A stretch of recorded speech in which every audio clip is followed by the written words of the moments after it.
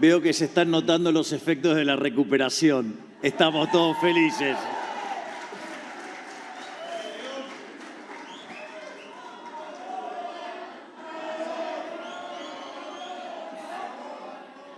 Bueno.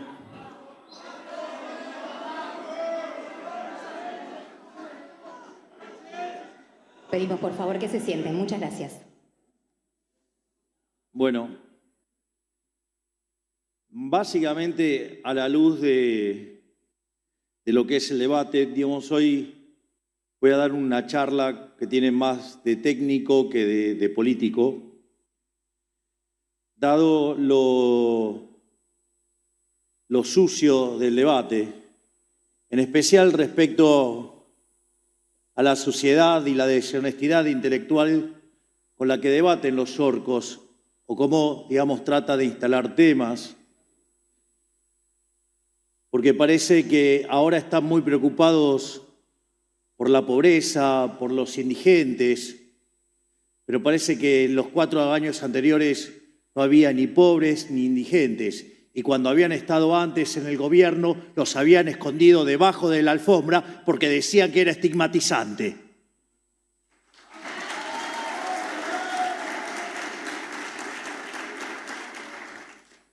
Por eso, si bien yo creía que había que dejar tanto de hablar de la herencia o algo, lamentablemente la deshonestidad intelectual del kirchnerismo, digamos, y sus socios políticos nos obliga a tener que contar de vuelta de por qué lo que estamos haciendo en el resto del mundo se considera un milagro, mientras que acá empiezan a encontrar cosas que no había hasta hace 8 meses, como si el problema de la pobreza y la indigencia fuera un problema que se gesta en un solo día. En ese sentido, cuando nosotros llegamos al gobierno, estábamos frente a la peor herencia que recibió un gobierno en toda la historia argentina. Combinábamos elementos de las 3 peores crisis que tuvo Argentina en la historia. En lo que tiene que ver en el plano monetario, teníamos un sobrante monetario, un desequilibrio monetario como consecuencia del control de capitales y que se manifestaba en una brecha de 3-1 con el tipo de cambio, es decir, una brecha del 200%. El sobrante monetario era el doble del que existía en la previa del Rodrigazo. Crisis que implicó que al momento de tener que sincerar las cuentas externas, multiplicó por 6 la tasa de inflación. Con el kirchnerismo trayendo una inflación en torno al 250%, solamente eso de piso hubiera puesto la inflación en términos del 1500, y de hecho, siendo que además el desequilibrio era del doble, por lo menos eso solo ya hubiera llevado la tasa de inflación a niveles del orden del 3000%. No solo eso, sino que además, como si todo esto fuera poco, combinábamos con un balance del Banco Central aún peor que el que había durante los inicios de 1989, es decir, previo a la hiperinflación de Alfonsín, quien tuvo que huir del poder, digamos, con una inflación del 5000% anual. Y en esa situación, la relación de pasivos remunerados respecto a lo que tiene que ver con la base monetaria era de 4 veces. Esto quiere decir que hubiéramos multiplicado la tasa de inflación por 4 veces. Esto significa que, como si nada, nos hubiéramos ido a inflaciones del nivel del 12.000%. Y como si todo esto fuera poco, además teníamos indicadores sociales que eran peores que los del 2001. Por lo tanto, estábamos frente a una verdadera catástrofe, verdaderamente frente a una situación social y una situación económica y financiera lamentable. A esta pintura se le agrega algunos elementos adicionales. La economía argentina no crecía genuinamente desde el año 2011, es decir, tenía fluctuaciones frente a un mismo nivel que el nivel tope se había alcanzado en el año 2011 y nunca más se logró superar. Eso implica que al momento de llegar al poder estábamos con un PBI per cápita entre 13 y 15% por debajo del nivel que se había observado en el año 2011.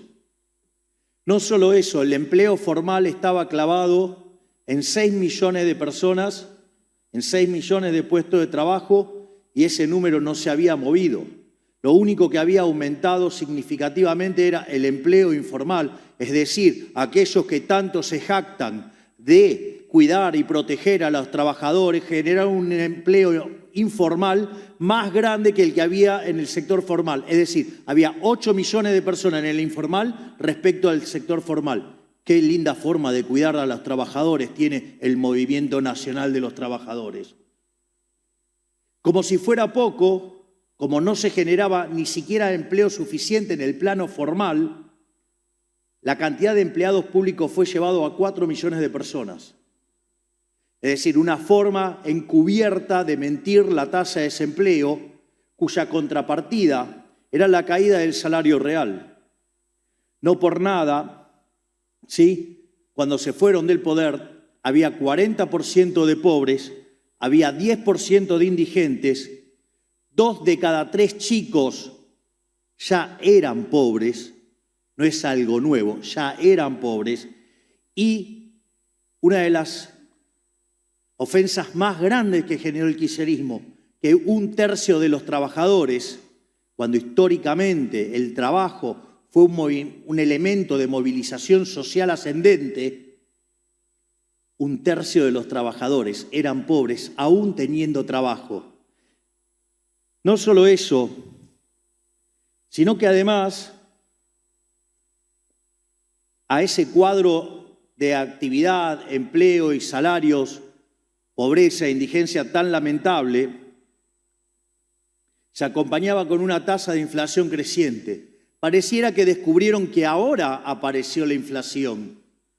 Es muy interesante porque luego de lo que fue el exitoso programa de convertibilidad, que fue el mejor programa económico de la historia, salvo por el hecho de que lo estamos mejorando nosotros,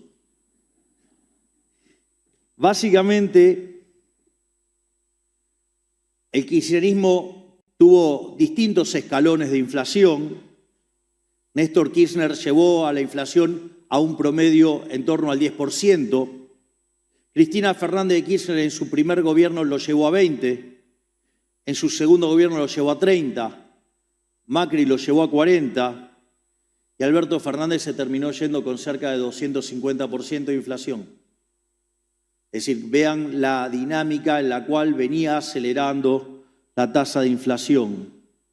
No solo eso, sino que además, en el mes de diciembre del año pasado, en la primera semana, la inflación venía viajando a un ritmo del 1% diario. Eso, en términos anualizados, yo les aviso que la tasa de inflación se computa en términos exponenciales. Es decir, eso implica, o si ustedes quieren, un crecimiento geométrico, para el que lo quiera hacer en términos discretos. Y eso significa una inflación de en torno al 3.700 anual.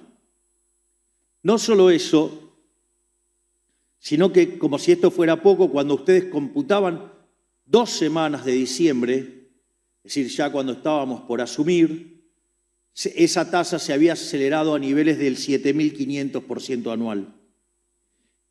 Y esto, que parece una exageración, yo recuerdo que cuando nos tocó asumir, una de las cosas, más allá del no hay plata, expliqué, digamos, el riesgo de la hiperinflación. Y en ese contexto, la inflación mayorista, que es la que suele adelantarse, mostró un índice del 54% mensual. 54% mensual, les cuento que anualizado es 17.000%. Por lo tanto, así es como venía la dinámica macro. Siempre, Dios, va a aparecer el que diga que ese escenario no era traspolable, y en realidad lo que hacía que se fuera traspolable o no tenía que ver con que existiera convalidación monetaria. Que ni que hablar que había muchos que proponían esa convalidación monetaria.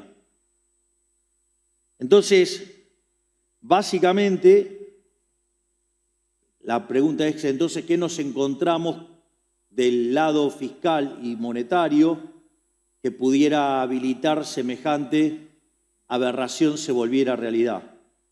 O, digamos, como quiere hacernos creer el soviético, que en realidad es una ficción y solo una cuestión de cuentitas.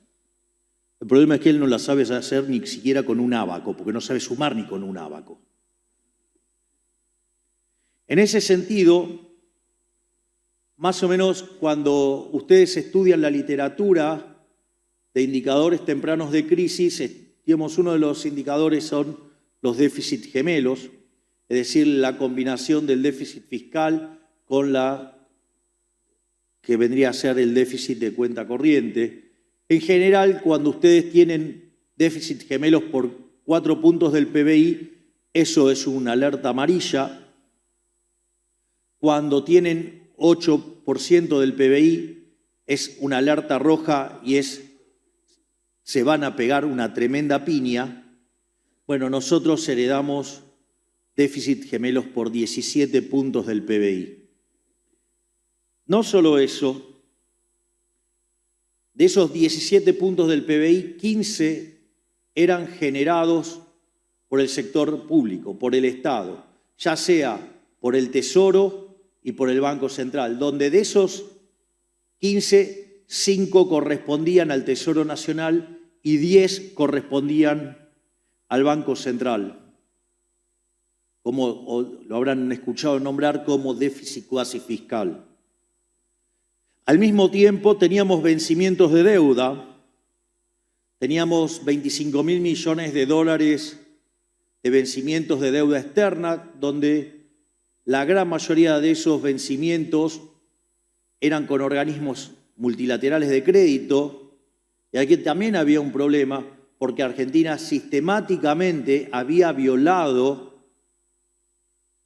lo que eran los acuerdos con el fondo, las metas con el Fondo Monetario Internacional. En eso sí, caerle todo al kirchnerismo sería injusto, porque si hay algo que caracterizó a la Argentina a lo largo de toda su historia es no cumplir con las metas pactadas con el Fondo Monetario Internacional. Por otra parte, a eso mismo había vencimientos de deuda en pesos por el equivalente de 90.000 millones de dólares. Pero no solo eso, había otros problemas adicionales que básicamente tenían que ver con la quiebra del Banco Central. Básicamente una de las cosas que hizo el gobierno anterior nos dejó cerca de 4 bases monetarias en el formato de lo que se llaman pasivos remunerados o PASES.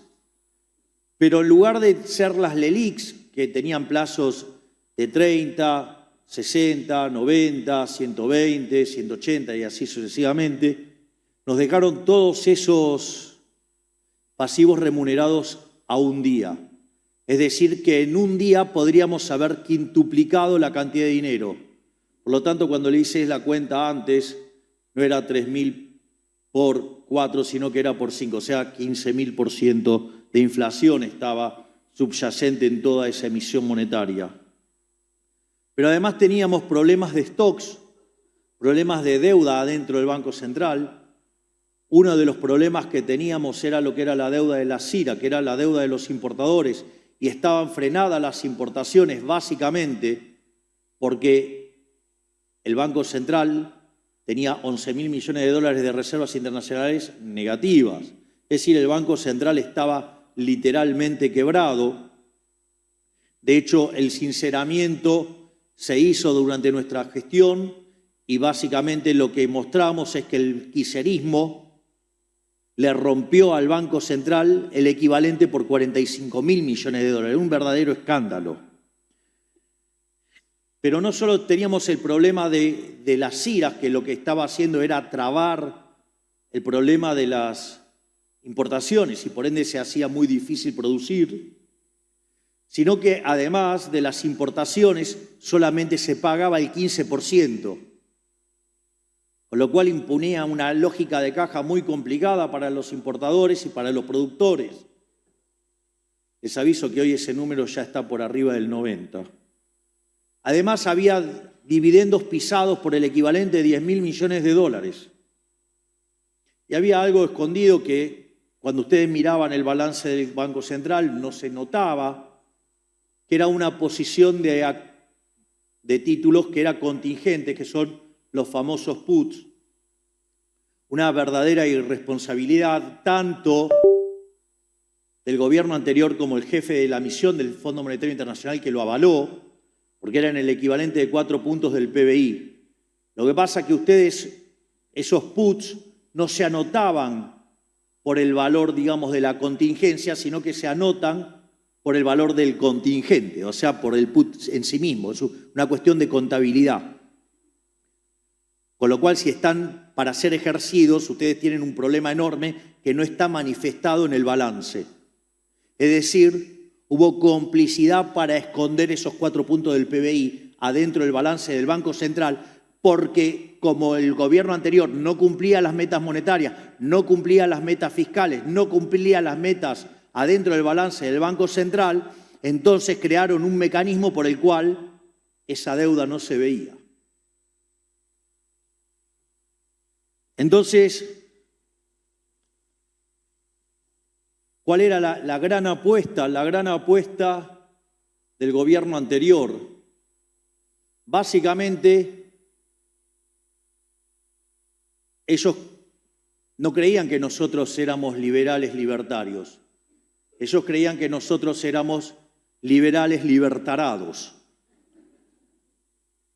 Y la apuesta que hacían es que el primer día, ignorando los problemas de stocks y flujos, donde acabo de describir el despiole que había en términos de stocks y en términos de flujos, liberáramos alegremente.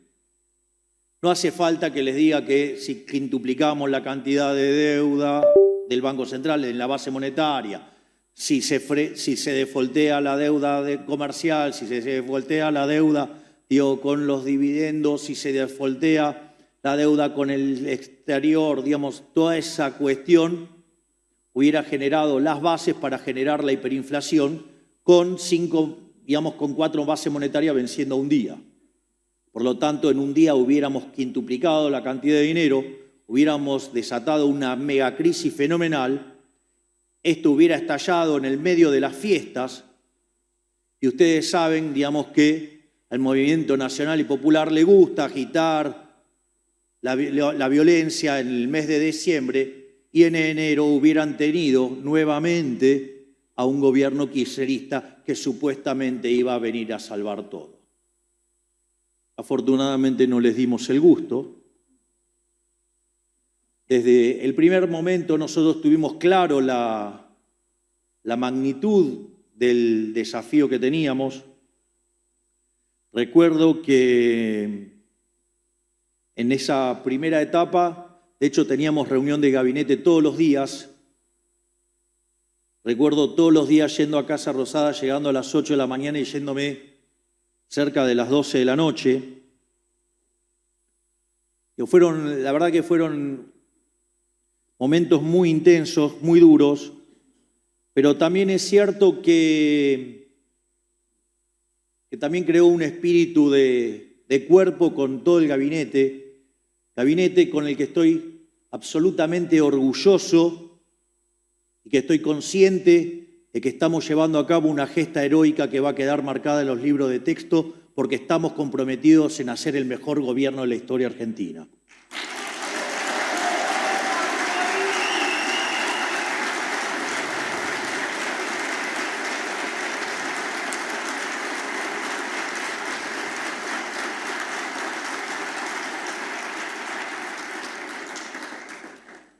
Básicamente, entonces el primer objetivo que era claro, había que evitar la hiperinflación. Nosotros, convencidos que la inflación es siempre y en todo lugar un fenómeno monetario, entonces estábamos convencidos que lo que había que hacer era frenar con la emisión. Y de esos elementos vinculados a la emisión, había cuestiones vinculadas al déficit fiscal y cuestiones vinculadas al déficit cuasi fiscal. Había que cerrar el cuasi fiscal y había que ajustar el tesoro. Yo recuerdo que durante la campaña, yo hacía campaña con una motosierra. Es más, hay un video mío que es el video más popular en el planeta y que hoy por hoy lo usan muchísimos liberales de todo el mundo en campaña, que es el famoso "afuera".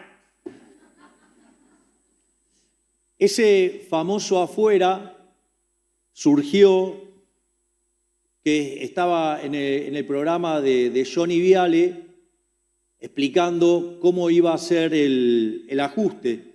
Y una de las cosas que me había propuesto Johnny es que pusiera la estructura del Estado y que en vivo yo fuera tachando cada uno de los ministerios que íbamos a eliminar.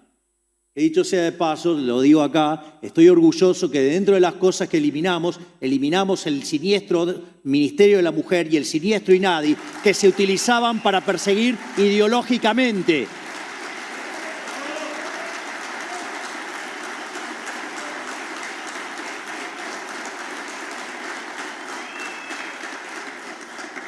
De hecho, recuerdo que cuando dije que esas dependencias del Estado eran antros de persecución ideológica, recuerdo que me han dicho de todo. Digo, con la cantidad de insultos hubiera podido llenar más bolquetes que los asociados con la CIRA. Pero al margen de eso, estos días fui reivindicado. Digo, porque una periodista militante dijo que el "yo te creo, hermana" era una cuestión retórica y de acción política. Es decir, terminó de confesar que era una forma de perseguir a opositores, cargándole a los opositores delitos aberrantes que después nos enteramos que son los delitos aberrantes que cometen ellos.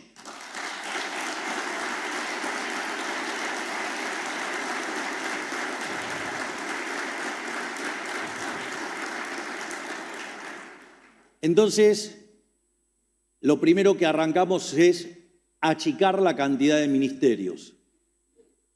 Empezamos con el "afuera". Y así llevamos la cantidad de ministerios a 9.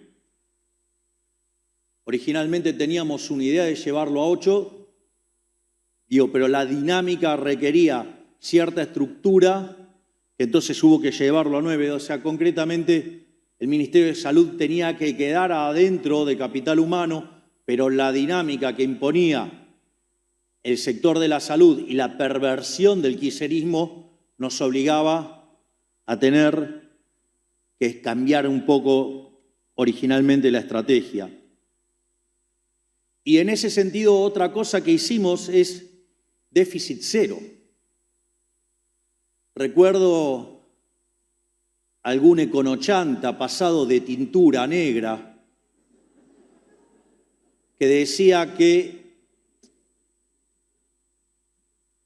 un ajuste de más de 1 punto del PBI por año era imposible, era heroico. Que obviamente querer hacer un ajuste de 5 puntos del PBI era imposible. Y básicamente me trataban de mentiroso. Es decir, que la motosierra no iba a existir tal cosa como la motosierra. De hecho, cuando fuimos a hacer el acuerdo con el Fondo Monetario Internacional, que todos los econochantas, sumado al que mencioné, todos decían que el programa era inconsistente. Esto es muy divertido porque si hay algo que maneja el Fondo Monetario Internacional de manera correcta, precisa, es chequear las consistencias de los programas. Y en ese sentido, el acuerdo digamos, que ya venía caído con el gobierno anterior, el equipo, digamos, del que los libros de texto van a recordar como el mejor ministro de Economía de la historia, a Toto Caputo y al presidente del Banco Central, Santiago Bausili.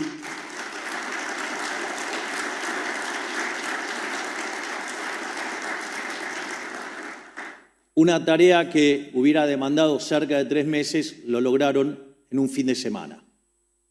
No solo eso, es decir, con lo cual, cuando decían que no teníamos plan, parece que sí teníamos plan. Y si no hubiéramos tenido plan, hubiéramos volado por los aires. Porque si nos hubiéramos puesto a recitar plan integral, digamos, y no hacer nada, o hacer más de lo mismo con mucha tibieza, algo así como el helado caliente, el esqueleto obeso, ¿no? Digamos, hubiéramos volado por los aires. Entonces, en ese contexto, recuerdo que el fondo lo que nos pedía era, bueno, por lo menos cumplan las metas que los orcos no cumplieron. Con lo cual, dado el desvío que habían dejado, era ya un desafío. Y lo que les sorprendía al Fondo Monetario Internacional es que nosotros nos habíamos planteado metas más ambiciosas. Y de hecho nuestra meta era el déficit cero. Imagínense con todos los econochantas de acá diciendo que lo único que se podía ajustar era un punto del PBI. Digo, era como que parecía, valoraban nuestro ímpetu, nuestra fuerza, nuestra voluntad, pero les pareció con que alcanzáramos el número del fondo estaban contentos. Nosotros nos pusimos de todas maneras la meta de déficit cero, la cual queríamos alcanzar en el año 2024, o sea, en este año. Lo interesante es que a ese gigante que tengo como ministro de Economía y de quien estoy tan orgulloso, se compenetró tanto él, su equipo, con el logro, que el déficit cero no hubo que esperar a alcanzarlo en diciembre de este año. Lo logramos en el primer mes de gestión, en el mes de enero.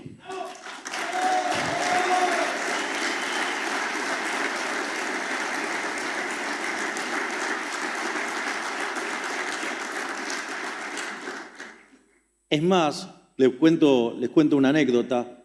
Un día estábamos en reunión de gabinete y entonces Toto se tenía que ir a una reunión y se va. Entonces cuando se va, me quedo con el resto de los ministros y le digo, miren, el esfuerzo que está haciendo este hombre es descomunal. Le pido a cada uno de los ministros que además bajen el 10% del gasto en cada uno de sus ministerios. Es sorprendente porque a la semana todos los ministerios me habían traído propuestas para bajar el déficit. Y fue tanto lo que nos comprometimos con eso que en la etapa de arranque el ajuste no terminó siendo de 5 puntos del PBI, sino que terminó siendo por el equivalente de 7 puntos del PBI. Obviamente hubo una sobrereacción, teníamos que claramente poner las cuentas en orden y hoy, digamos, hemos empezado a recomponer esas partidas. Hoy el resultado del déficit cero es una realidad. Primero nos cuestionaron que era transitorio, se encontraron con que hubo superávit financiero en enero, en febrero, en marzo. Después dijeron que no pagábamos cosas y cuando empezamos a pagar las cosas, también lo hubo en abril, también lo hubo en junio y también en mayo y en junio. Y aviso que si bien el número de julio da negativo por la gran carga de intereses, porque así como tienen la estacionalidad del pago del medio aguinaldo en lo que es el mes de junio y el mes de diciembre, que de hecho contra todo pronóstico tuvimos superávit fiscal financiero en junio, cuando ustedes toman el acumulado nos sobra dinero. De hecho, es tanto el dinero que nos sobra que dentro de la cuenta del Banco Central tenemos 17 billones de pesos acumulados. Por lo tanto, digamos, el programa de déficit cero sigue y de acá a fin de año, además, vamos a terminar absorbiendo 9 billones de pesos adicionales. Por lo tanto, el resultado fiscal está garantizado y no solo eso, sino que ya hemos garantizado el rollover de la deuda para parte del año que viene. Con lo cual,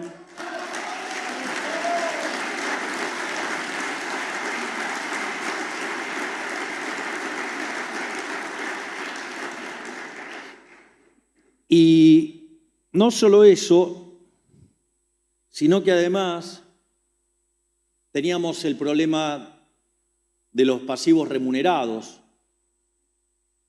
el déficit cuasi fiscal de 10 puntos del PBI. Y eso es interesante porque nadie hablaba en campaña del déficit cuasi fiscal. Claro, era un problema técnico, digamos, muy importante, pero que lejano al público. Entonces, nadie hablaba de eso. Entonces, nada, me sentía más solo que Adán en el Día de la Madre levantando ese tema.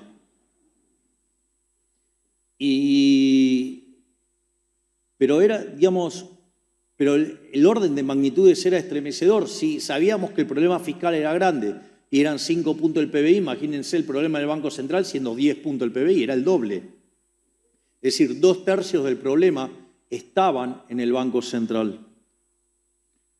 Y mientras que nadie tenía ninguna solución y que creían que esto se arreglaba solo, digo, una cosa increíble, se arreglaba solo. Los que proponían cosas, los que nos proponían era subir la tasa de interés.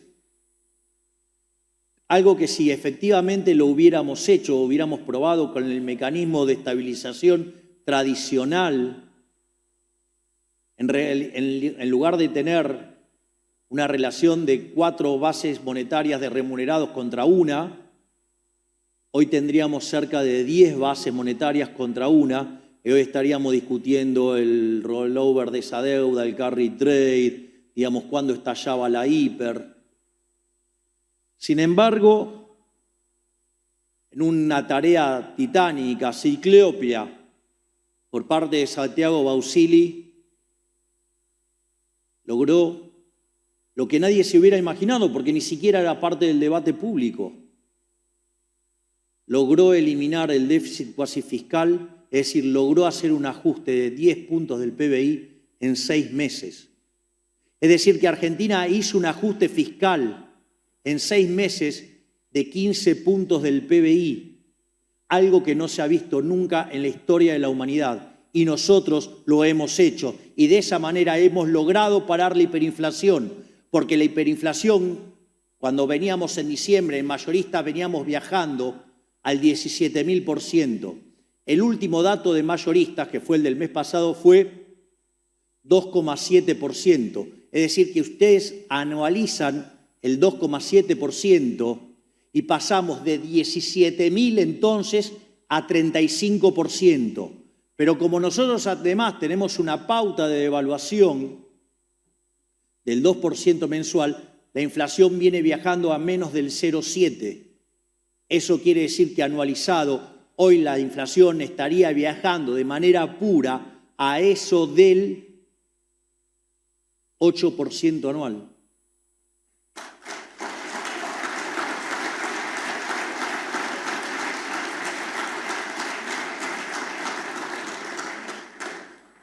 Debe ser por eso que en el mundo hablan del milagro económico en Argentina y la miserabilidad de los econochantas y de los políticos no les permite reconocer la gesta heroica. Si bien el discurso lo tengo, digamos, armado en términos de todo lo que hemos logrado, digamos, ahora les voy a contar cuáles son las próximas facetas de lo que es el programa de gobierno y cómo esto se va a traducir en crecimiento económico. No quiero dejar de mencionar la tarea enorme que también se llevaron en otras áreas.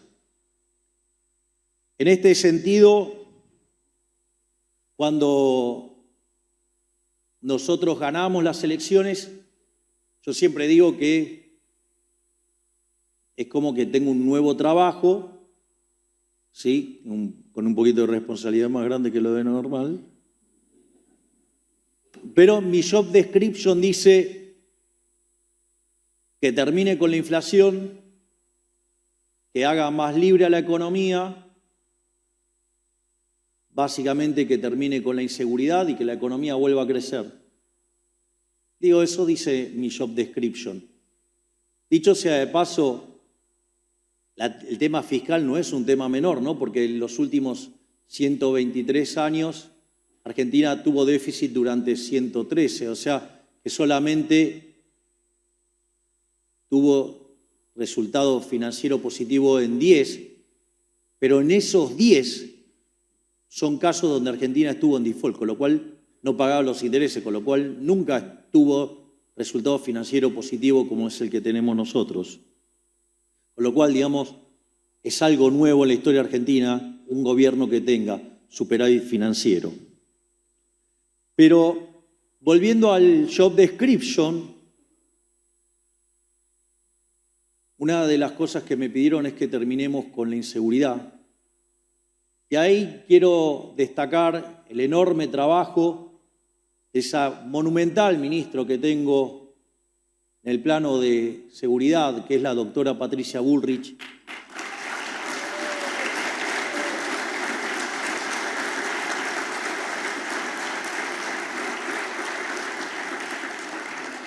Quien ha sido muy generosa y que la historia también le va a dar su reconocimiento.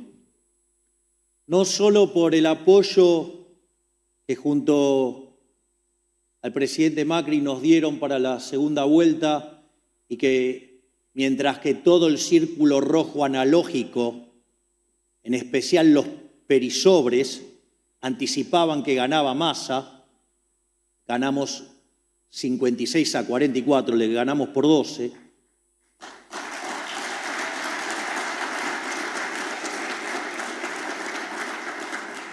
O sea, no solo tuvo ese gesto, sino que además, junto al doctor Petri, decidieron básicamente sumarse al gobierno.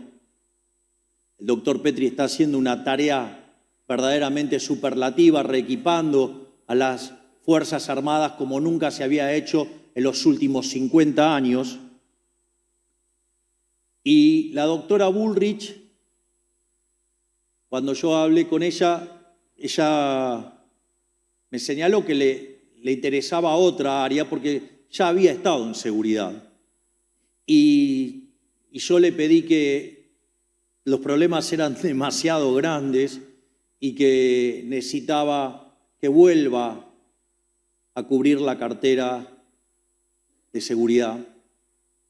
Y vaya que está haciendo un trabajo brillante. No solo tuvo la grandeza de aceptar el cargo, sino que está exterminando la inseguridad y se terminaron los piquetes, los malditos piquetes que nos arruinaban cada día.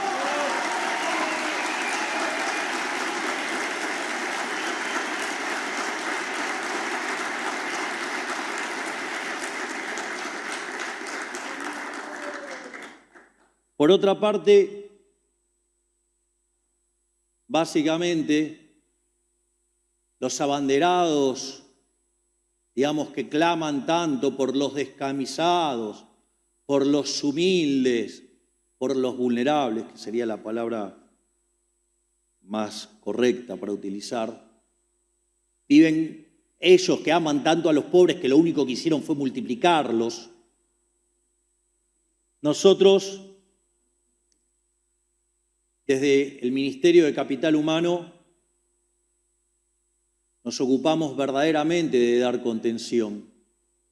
Una de las cosas que sucede es, en el último trimestre del año pasado, kirchnerismo, el PBI ya había caído 2,5, básicamente en el primer trimestre cayó 2,6, si toman año contra año fue 5,1, pero piensen que solamente se había hecho algo ligeramente parecido, no de estas magnitudes, durante el segundo trimestre del 2002 y ahí el PBI había caído 16%. Es decir, que algo habremos hecho bien para que la caída sea un tercio de esa brutal caída. Pero claro, esa se hizo con el peronismo en el poder, entonces no había problema. Y los saqueos de supermercado que había en diciembre cuando se llevaron puestos a De la Rúa, digamos, a Duhalde no le pasó más. Dicho esto,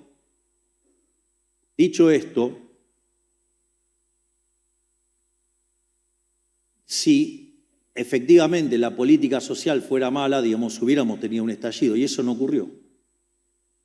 Porque básicamente una de las cosas que tanto se quejaron todos era de los gerentes de la pobreza. Y ahí también dimos una batalla muy fuerte con la ministra Petovelo al frente, y queríamos terminar con el curro de los gerentes de la pobreza.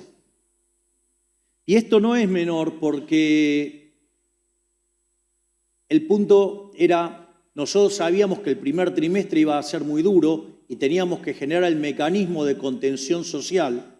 Por lo tanto, lo que pasara dentro del Ministerio de Capital Humano era importante. Y una de las primeras cosas que con gran criterio resolvió la ministra Petovelo, que además fue muy criticada por hacer esto, fue automáticamente eliminar, digamos, lo que se llamaba la contraprestación del plan. Obviamente toda la progresía bien pensante, voluprogre, salió a darle con todo, porque ¿cómo van a dar la prestación a cambio de nada? Y la realidad es que en esa contraprestación era donde se escondía la corrupción. Porque básicamente las personas cobraban el plan, es cierto, lo cobraban de una tarjeta, pero después tenían que ir y dejar constancia de que habían dado la contraprestación. Y ahí era donde le sacaban la mitad de lo que recibían. Concretamente le daban 2 planes, uno lo cobraban y el otro se lo daban a los delincuentes gerentes de la pobreza.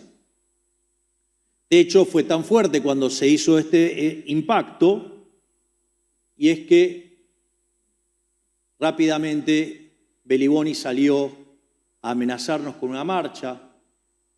Decía que iba a convocar 50.000 personas, porque básicamente esperaban que fueran 100.000. Pero lo interesante de haber sacado los intermediarios era que la gente ahora, nosotros pagábamos la misma plata, pero a los más vulnerables les llegaba el doble de dinero. Además pusimos una línea de denuncias. Recuerdo que cuando pasó esto hubo cerca de 18.000 denuncias, donde básicamente además el que cortaba no cobraba. Y en ese contexto, también con el trabajo del ministro de Infraestructura de aquel momento, el doctor Ferraro, en combinación con el Ministerio de Seguridad de la doctora Bullrich, se encaró un operativo, ya sea para informar a la gente en los medios de transporte, los diseños de política de la ministra Petovelo y el armado de seguridad de la ministra Bullrich. Ese día que ellos, en rigor, esperaban llevar 100.000 personas, terminaron llevando 3.000 personas. Había 6 veces más efectivos policiales que personas en la marcha, y a partir de ese día empezamos a ganar la lucha contra la inseguridad. Y cuando tuvimos que hacernos cargo de problemas que no eran nuestros, como el de Rosario, el operativo diseñado por la doctora Bullrich hizo que la cantidad de homicidios caiga un 70%. Es decir, también lo estamos haciendo en materia de seguridad y en materia de contención social.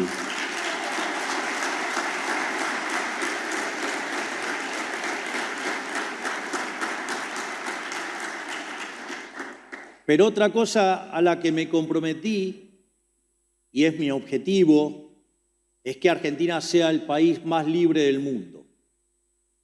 Y con eso empezamos una agenda de desregulación.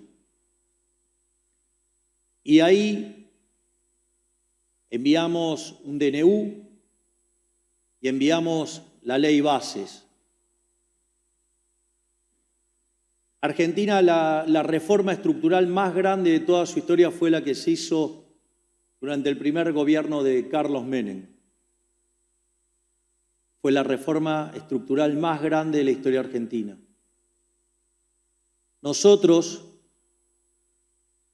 si contemplamos el DNU y la ley bases que hemos logrado sancionar a pesar de tener 15% de la Cámara de Diputados y 10% de la Cámara de Senadores, la combinación de esas dos reformas es 8 veces más grande que la reforma que hizo Menem. Acabamos de hacer la reforma más grande de la historia argentina.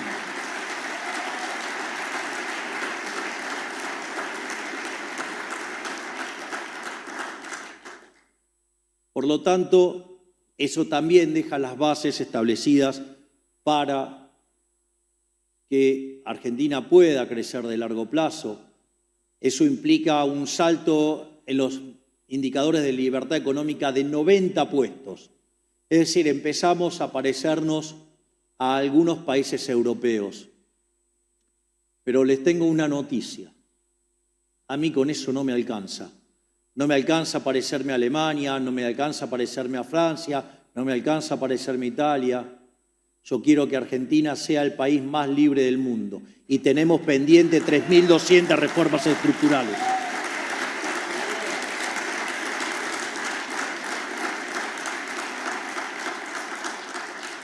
Esto es, si lo que hicimos le parece grande, vienen 4 veces más. O sea, va a haber en serio libertad acá. Y eso también debo agradecer profundamente a también otro de los ministros que tengo el orgullo y el honor de contar en las filas, es ese coloso que se llama Federico Sturzenegger.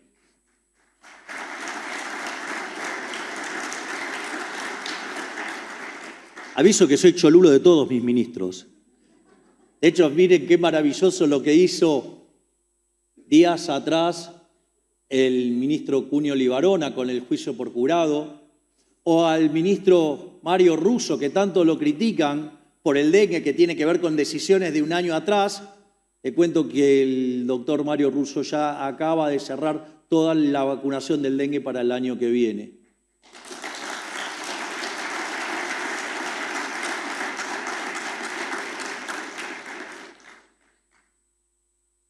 Me parece que hay que pensar mucho para decir que no hay que gestión en este gobierno. El que lo entendió, lo entendió.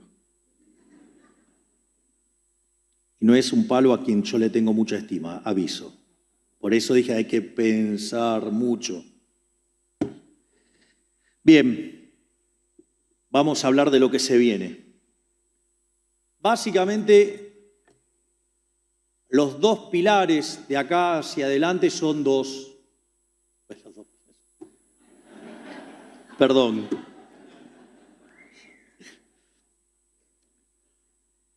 Es que estuve nombrando al soviético y se me pegó. Al margen de eso, bueno, me pueden acusar de redundante, no de bruto. Al margen de eso, el primer gran elemento es el déficit cero. Nosotros para este presupuesto estamos escribiendo de una manera distinta la presentación del presupuesto para asegurar el cumplimiento del déficit cero. Básicamente, ¿cómo se hacían los presupuestos hasta ahora? Se determinaban los gastos, o sea, había una erogación cierta. Se presentaba una hipótesis de ingreso en función del crecimiento estimado y de la inflación estimada.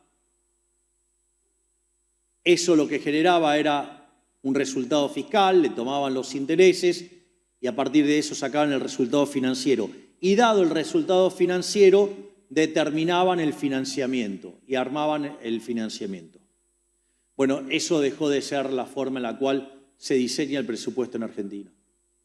Argentina el gobierno va a presentar un presupuesto que parte de la hipótesis del déficit cero. Es decir, el déficit cero es la regla, es decir, no va a haber más déficit fiscal financiero. Eso quiere decir que no vamos a tomar nunca más deuda para financiar al fisco. Si lo que van a encontrar es el rollover de la deuda, digamos, cosas naturales, pero no va a haber más toma de deuda para financiar el déficit financiero. Eso implica que entonces, para que el déficit sea cero, el resultado primario, o sea, el operativo, tiene que ser igual a los intereses. Una vez que entonces aseguramos que el resultado primario sea igual a los intereses, los cuales vienen determinados por la deuda anterior y lo que se paga de tasa, se determinan los ingresos. Va a haber una hipótesis de ingreso, inexorablemente tiene que haber una hipótesis de ingresos. Esa hipótesis de ingreso obviamente que tiene que ver con una hipótesis de crecimiento del PBI y una hipótesis de inflación. Pero como nosotros estamos convencidos que la tasa de inflación va a seguir bajando, no queremos armar un presupuesto que quede descalzado porque la tasa de inflación somos exitosos y la bajamos más rápido de lo que pensamos. En ese sentido, una de las cosas que hacemos, entonces determinamos los ingresos, hay un conjunto de partidas de gasto público que se mueven automáticamente vinculada a esas partidas de inflación y crecimiento, y el remanente, bajo ese escenario base, es determinado al resto de las partidas. Y por lo tanto, el gasto público se va acomodando a los niveles de ingresos que tenemos. Y por ende aseguramos el resultado primario igual a los intereses y eso asegura el déficit cero. En caso que los números vengan para abajo, la partida residual, dado los ponderadores iniciales, es cómo se van a ajustar. De modo tal que siempre se mantenga el resultado primario igual a los intereses y el déficit cero. Y en caso que los ingresos vengan por arriba, prepárense porque empezamos con la baja de impuestos.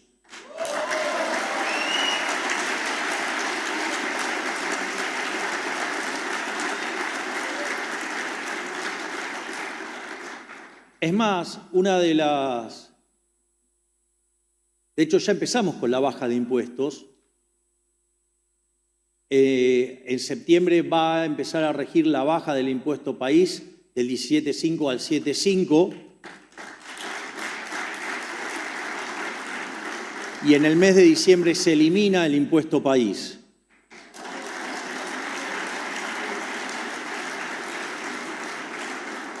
No solo eso, sino que además, aquellos que hayan escuchado mi discurso en la rural, habrán visto toda la batería de medidas que utilizamos para el sector agropecuario, que ya está en marcha. Es decir, dijimos que íbamos a bajar impuestos y lo estamos haciendo. Pero no solo eso, estamos bajando el impuesto más perverso de todos, que es el impuesto inflacionario. El verdadero peso que tiene que enfrentar una economía es el tamaño del gasto público. Y cuando tomo el caso del Estado Nacional y el Banco Central, le hemos devuelto a los argentinos de bien 15 puntos del PBI. Vaya que eso sí es una baja de impuestos.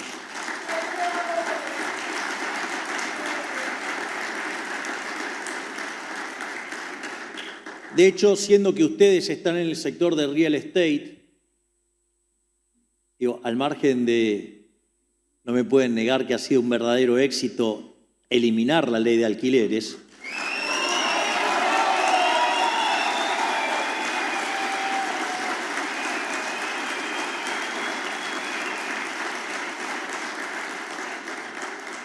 Sino que mientras que en diciembre discutíamos si íbamos o no a una hiperinflación, hoy ha envuelto los créditos hipotecarios a 30 años. Vaya que sí hemos dado un cambio radical en eso.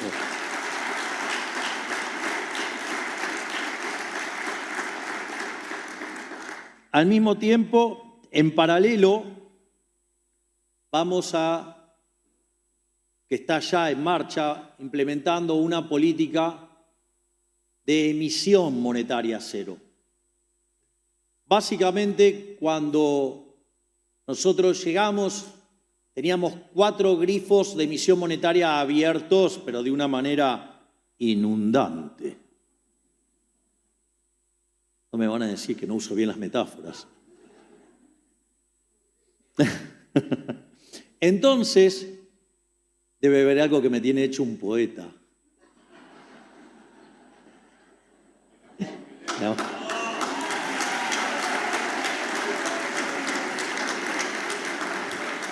Pero al margen de esto, nosotros nos encontrábamos con una fuente, con un grifo que era el del déficit fiscal, uno que era el de los pasivos remunerados, otro era el de los puts y otro era el del sector externo. Y eso era lo que generaba la emisión monetaria en Argentina. El primer paso fue el déficit cero y por lo tanto, desde el inicio de la gestión cortamos de cuajo el financiamiento al fisco. Pero eso no alcanzaba, porque teníamos el problema del déficit cuasi fiscal y ahí en una enorme tarea entre el presidente del Banco Central, Santiago Bausili, y otro coloso, que es nuestro secretario de Finanzas, el doctor Pablo Quirno, que empezó a reconstruir la curva de pesos, nos permitió que para el mes de junio, julio, lográramos terminar con la carga y el tormento que fue el tema de los pasivos remunerados y el déficit cuasi fiscal. Es decir, este ajuste de 10 puntos del PBI. Otro que también va a tener que ser recordado por la historia, porque lo que ha hecho el doctor Pablo Quirno verdaderamente es monumental. A su vez, no alcanzaba con eso. Recuerdo que me tocó ir a exponer a la Bolsa de Comercio y anunciamos la fase monetaria que tiene que ver con el exceso de oferta cero. Esto es, solamente se iba a emitir dinero por sector externo, asumiendo que la emisión por sector externo es demanda de dinero y que entonces, si uno fija el tipo de cambio o tiene un mecanismo como el que tenemos nosotros, que es como fijar el tipo de cambio, ustedes lo que tienen, nada más que va saltando, digamos que es el crawling peg. Básicamente lo que ustedes tienen es que cuando dan unas características de esas, la gente va y compra los pesos, porque básicamente lo necesita para hacer transacciones, entonces ese dinero está siendo demandado y por ende oferta y demanda se mapean y consecuentemente no tiene presión en precios. Cuando nosotros estábamos anunciando eso en la Bolsa de Comercio, que teníamos encaminada la negociación con los puts,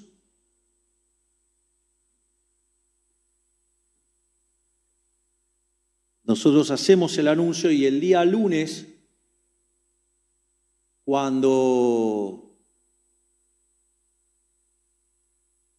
el doctor Caputo y el doctor Bausili estaban en reunión con los bancos a las 10 de la mañana tratando de cerrar el problema de los puts, vino la puñalada artera del Banco Macro ejecutando el equivalente a 2.000 millones de dólares en un día, tratando de generar un proceso de zozobra económico que tire por las nubes al programa económico y al propio gobierno.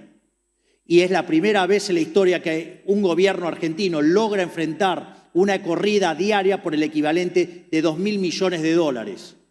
Y eso se hizo en este gobierno y no nos pudieron voltear.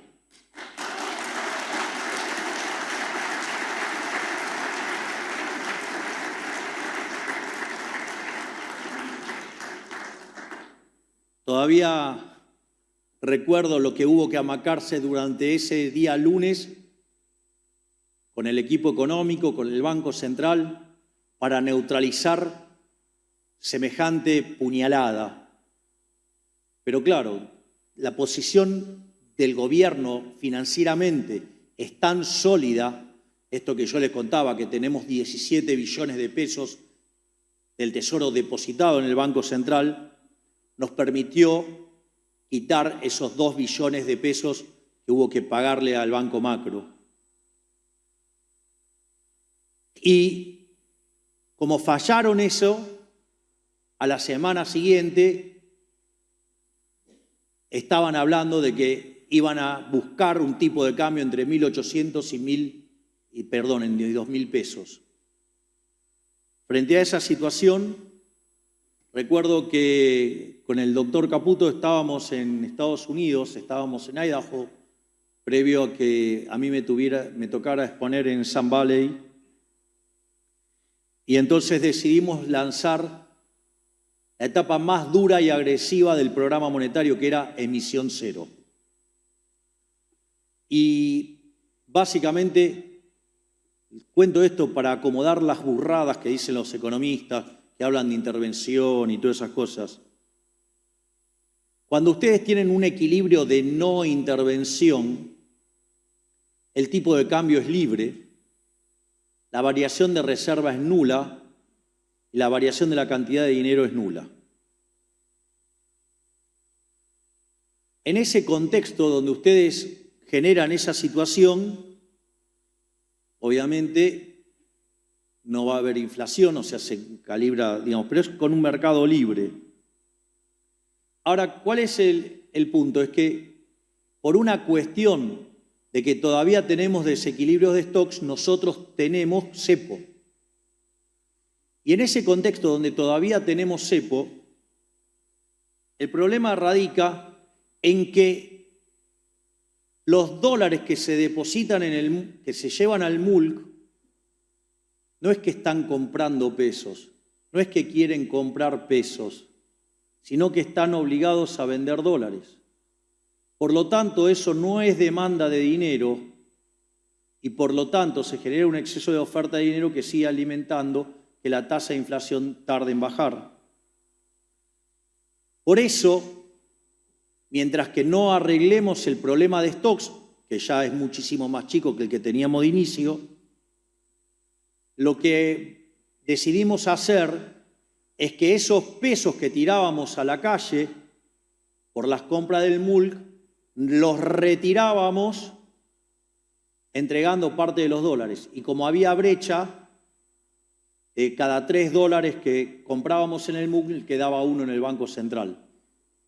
En ese sentido, vean que la intervención previa era de 3 dólares, supongamos el caso de 3 dólares, y ahora quedaba una intervención de solo $1, ¿sí? Pero la variación de la cantidad de dinero quedaba nula, que era lo que nosotros buscábamos. Es decir, que en este equilibrio hay menos intervención y hay menos emisión monetaria. Es decir, y esto lo que va a hacer es acelerar aún más la caída de la tasa de inflación. Ustedes lo que van a ver es que, digamos, este programa tiene algo que es inédito. Es decir, porque es un programa que para estabilizar no generó la hiperinflación antes, que licuara todos los activos financieros. A diferencia de lo que dice un imbécil que dijo que hubo un plan Bonex, no lo hubo. Lo que pasa es que, claro, lo pronosticaban durante la campaña, entonces tenían que decir algún tipo de barbaridad, y hay uno que directamente ya digo, la imbecilidad la dijo. Casualmente, digamos, está relacionado con otro que metió otro puñal por la espalda, obviamente, como cobarde. Y no solo eso, sino que además, entonces, no estuvo la hiperinflación, no hubo la expropiación, no se fijó el tipo de cambio, porque hay un crawling peg en ese sentido, el 2% mensual, y además todo esto se hace en un contexto de recomposición de precios relativos. Es decir, porque cuando ustedes miran la película de los precios relativos, las distorsiones son mucho menores. Por lo tanto, digamos, o sea, es un programa económico inédito en la historia argentina. Y ahora, aquellos que querían el dólar entre 1.800 y 2.000, lloran y caminan como mandriles porque el tipo de cambio hoy llegó a 1.250.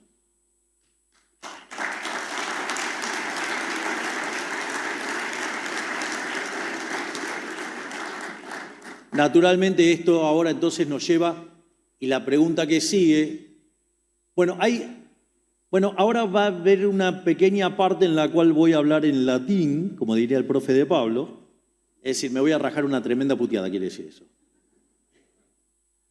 Que tiene que ver con los imbéciles que dicen, bueno, pero ahora se acumulan menos reservas, y como se acumulan menos reservas, el gobierno no va a poder pagar, aun cuando tenemos asegurados los pagos todo de enero, que es cuando son los grandes vencimientos.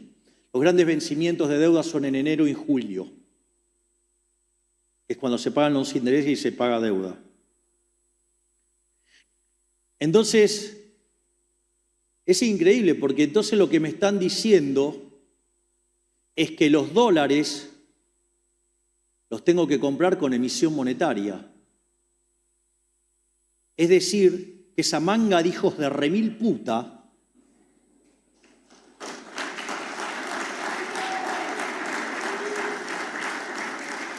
les aviso que les puse rótulo, pero todavía no lo justifique, la justificación viene ahora. Lo que me están diciendo es que yo le rompa el culo al pueblo argentino con impuesto inflacionario para pagar la deuda. Por eso son unos tremendos hijos de remil puta.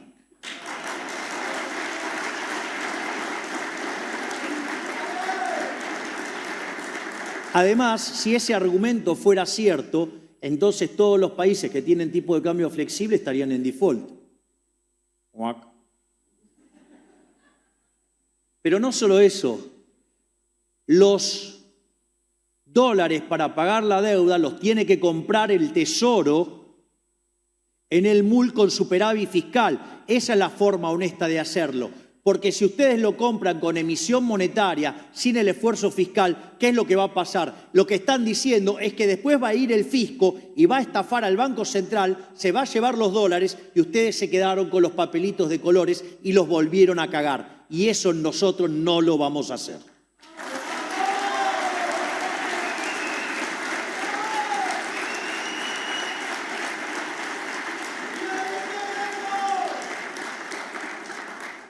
Por lo tanto, ahora la nueva pregunta es, ¿y cuándo salen del cepo? Es decir, son tan imbéciles que no entienden que están frente a un gobierno liberal. Eso de estar determinando las fechas es bien de colectivista, autoritario o dirigista. Es decir, si yo estoy tomando todo un esquema de política económica en el cual le devuelvo la libertad a los agentes, dependo de cumplir metas en función de que los agentes las quieran lograr. Y eso, el cepo, ¿cuándo vamos a salir del cepo? Mire, esto es interesante. No, porque necesitan tanto dólar. Es mentira todo eso. Yo le voy a decir cómo es. En el momento que la demanda de dinero como consecuencia del crecimiento económico, les recuerdo que los econochantas decían que nos íbamos a una depresión, o que era una L, o que no sé qué cosa. La economía tocó piso entre abril y mayo, y hoy la economía está en fuerte recuperación. Pero al margen de eso, eso lo que hace es que se recomponga la demanda de dinero. Esa recomposición de la demanda de dinero hace que la demanda de base monetaria suba. Y en la medida que los bancos ven que están teniendo demanda de crédito, ¿qué es lo que van a hacer? Van a salir de la posición del EFI y van a empezar ¿a qué? A pedir dinero. Y ahí la base monetaria en el formato tradicional se va a parecer a la base monetaria amplia. El momento en el cual ustedes están viendo eso, la contrapartida es que además la tasa de inflación está bajando. Y cuando esos dos conceptos de base monetaria se unifican y es uno solo, quiere decir que terminamos de limpiar el money overhang, se terminó el exceso de oferta de dinero y puedo abrir el cepo. ¿Por qué? Porque básicamente no sobra más dinero dentro de la economía. Y al no sobrar más dinero de la economía, es como que les dé un arma sin balas. Toquen el gatillo todo lo que quieran, no tienen balas, no van a poder hacer nada. Por lo tanto, el día en el cual la base monetaria en el formato tradicional mapea con la base monetaria amplia y lo que van a tener como contrapartida es que habiendo eliminado el exceso de oferta de dinero, la inflación es prácticamente nula, motivo por el cual no quiero dejar fijo el presupuesto en términos de gasto, porque mi apuesta es bajar más agresivamente la inflación. Y en ese contexto se puede abrir el cepo. Ahora, si ustedes se fijan, toda esa conversión es a mercado, es imposible saberlo. Por lo tanto, no puedo decir va a ser el día tal, pero sí puedo decir con toda seguridad que el día que esto ocurra como hito, el cepo no tiene sentido de ser. Por lo tanto, digamos, estamos trabajando también en lo que es la salida del cepo.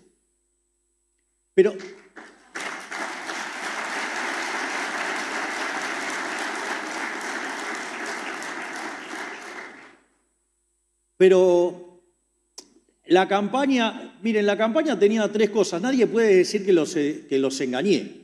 Yo estaba en la motosierra, acabo de escribir la motosierra, dije que voy a perseguir a los corruptos, persigo a los corruptos, dije que voy a bajar la inseguridad, la estamos destruyendo. Pero otra cosa con la que yo hacía campaña era, llevaba $1, claro. Hicieron $1 con mi cara y yo lo llevaba orgulloso y que tenía que ver con esta idea de eliminar el Banco Central. Es decir, la idea de la competencia de monedas y que a la postre termina, digamos, con la eliminación del Banco Central. Entonces eso también genera como una suerte de temor, de vuelta, digamos, o sea, claro, a ver, si no están formados en economía, ¿qué van a hacer? Le van a preguntar a un economista. Lo que no saben, lo que ustedes no tienen incorporado es que los economistas argentinos sean tan burros. Entonces, no solo los de Argentina, aviso. Hay otros que también son burros y, digamos, tienen peso en la decisión y también hacen unos bastante problemas. Por suerte lo apartaron. Pero al margen de eso, es interesante esto, porque ¿qué pasa ahora si nosotros llegamos a la situación donde el dinero que hay es el dinero que verdaderamente ya limpió el sobrante monetario? Por lo tanto, ahora no sobra dinero. ¿Y qué pasa si ahora la economía sigue creciendo? Ahí aparece un problema, porque el problema es la gente va a demandar más dinero y sucede que la cantidad de dinero está fija. ¿Y eso cuál es la consecuencia de eso? La consecuencia de eso es que entonces la economía, digamos, con el crecimiento económico tendría que entrar en deflación. Y el problema radica en que si la economía no es lo suficientemente flexible en ese momento, como los activos financieros viajan más rápido que los activos reales, nos puede terminar ralentizando el crecimiento o directamente hundiendo la economía en una depresión o en una recesión.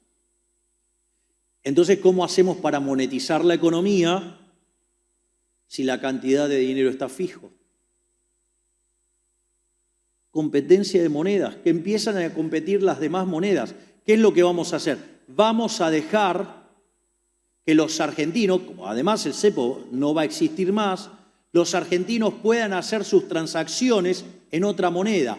Entonces, ¿qué pasa? Esos dólares, por ejemplo, que ingresen al sistema, en lugar de estar emitiendo dinero para comprarlos, ustedes van a poder usar ese dinero ¿para qué? Para hacer las transacciones. Y en la medida que la economía crezca, los propios argentinos que demanden dinero van a estar monetizando la economía, trayendo más dólares a la economía.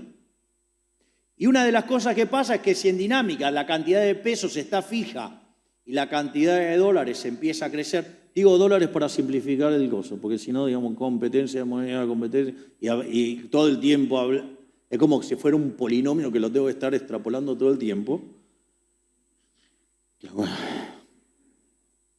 Entonces, ¿qué es lo que va a pasar? En un momento ustedes tienen la cantidad de pesos fijos y la de dólares empiezan a crecer. Y la verdad que en algún momento va a ser tanto los dólares que haya en la economía que quizás ese día podamos cerrar el Banco Central.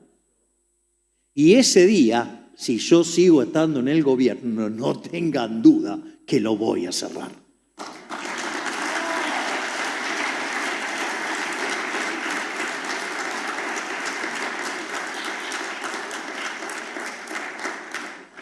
Finalmente, ahora dejé lo mejor, que es el tema del crecimiento económico. Entonces, ¿qué es lo que va a generar crecimiento económico en esta economía? Si yo lo pusiera en la terminología que usan, digamos, los hijos bastardos de Adam Smith, o sea, los que no saben de crecimiento, y solamente miran la evolución del PBI, yo podría decir que el PBI va a expandirse, podría decir que el PBI crece, digamos, yo lo voy a decir expandir, pero lo van a manifestar como un aumento del PBI. Ese aumento del PBI, por ejemplo, una de las cosas que ustedes tienen es que hace ya más de 3 meses que los salarios le vienen ganando a la inflación. Es decir, está subiendo el salario real en la Argentina. No solo eso, que el salario real en la Argentina está subiendo, sino que además también están subiendo las jubilaciones. Hoy las jubilaciones están mejor que en diciembre del año pasado. Es decir, hay recomposición de salarios y recomposición de jubilaciones. En el fondo estamos teniendo una recomposición de la masa salarial que se va a transformar en demanda y que, dada la capacidad instalada ociosa, eso nos permite expandir el nivel de actividad sin presiones en el nivel de precios. Con lo cual, uno de los factores de expansión y de rebote lo van a estar viendo ahí. El otro tiene que ver con el ciclo de stocks. La verdad es que los argentinos el año pasado ya veíamos venir la piña, y una forma que ustedes tienen para cuidarse de la inflación es acumulando stocks. Entonces, ¿qué es lo que se hizo? Se generaron muchos stocks. De hecho, se generó una situación artificial de nivel de actividad, que si no hubiera sido todavía mucho peor sobre el final del régimen K. Y en ese contexto, una de las cosas que pasó es que se acumularon muchos stocks para protegerse de la inflación, y esos stocks ustedes no lo pueden tener infinitamente. Entonces lo empezaron a liquidar en la primera parte de este año, con lo cual eso exacerbó la caída en el nivel de actividad. Pero claro, tampoco pueden vivir con stock cero. Y la propia recomposición del ciclo de stocks también va a generar expansión. Es decir, que de corto plazo, coyunturalmente, el PBI va a rebotar por 2 factores: por la recomposición de salarios y jubilaciones y por la recomposición de stocks. Pero eso no es suficiente, eso no es, digamos, crecimiento económico genuino, eso es rebote. Entonces la pregunta es, ¿cómo se crece? Y también ahí los economistas erran de nuevo. Lo cual no me llama la atención que en términos de crecimiento le erren, porque la gran mayoría son keynesianos, por ende son brutos, por ende no saben de intertemporalidad. Y en realidad lo que hace crecer a una economía es la inversión. Pero la inversión ustedes la tienen que financiar y se financia con ahorro. Bueno, el hecho de que se haya corrido el Estado del medio y que hayamos achicado el déficit fiscal en 15 puntos del PBI, son 15 puntos de ahorro que vuelven al sector privado para que invierta, para que acumule capital, para que sea más productivo, que la producción argentina suba y que los salarios reales también lo hagan y así caigan los pobres y los indigentes. Esa es una fuente de crecimiento.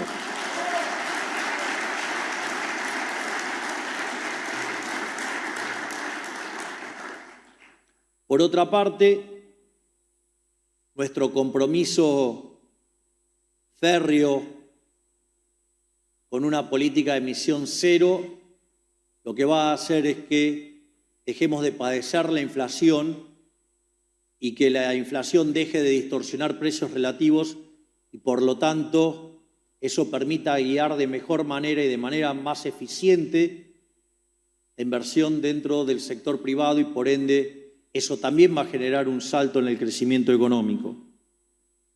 Pero también, muy importante, es el tema fiscal. Porque cuando nosotros decimos déficit cero, significa que la deuda no sube.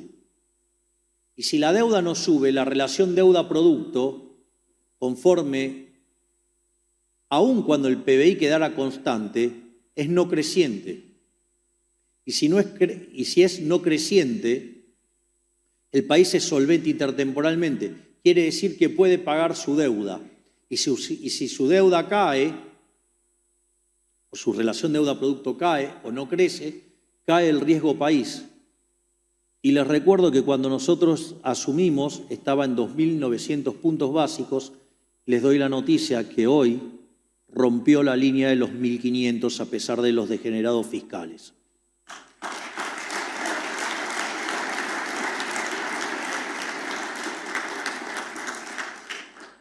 Naturalmente, conforme continuemos con esto, el riesgo país va a seguir cayendo.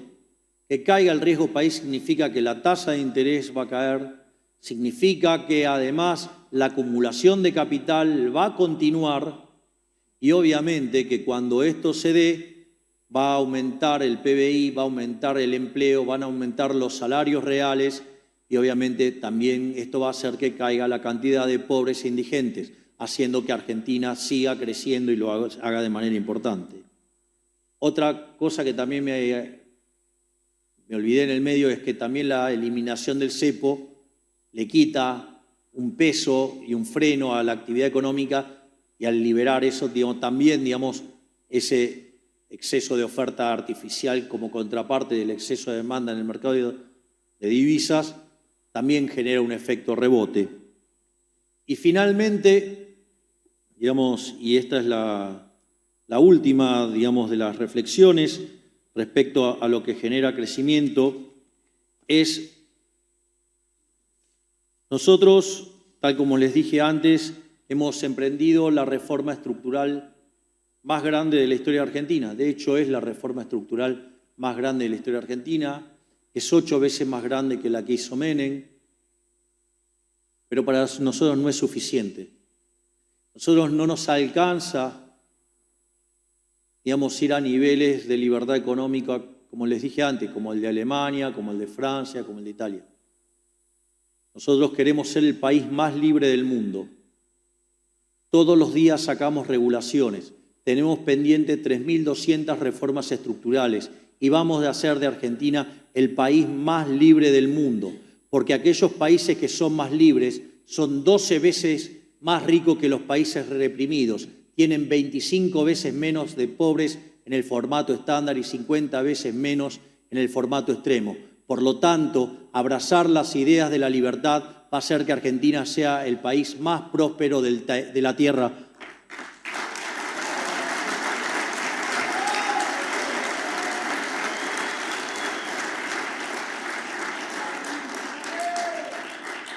En definitiva, les pido que entonces no nos acompañen como meros espectadores que disfruten cómo va ocurriendo el milagro argentino que nos va a hacer Argentina grande nuevamente. Les pido que se involucren y que ustedes sean actores verdaderamente protagónicos en este milagro que va a hacer de Argentina una gran potencia mundial. Por eso pido que Dios proteja a los argentinos, que las fuerzas del cielo nos acompañen y ¡viva la libertad, carajo! ¡Viva la libertad, carajo! ¡Viva la libertad, carajo!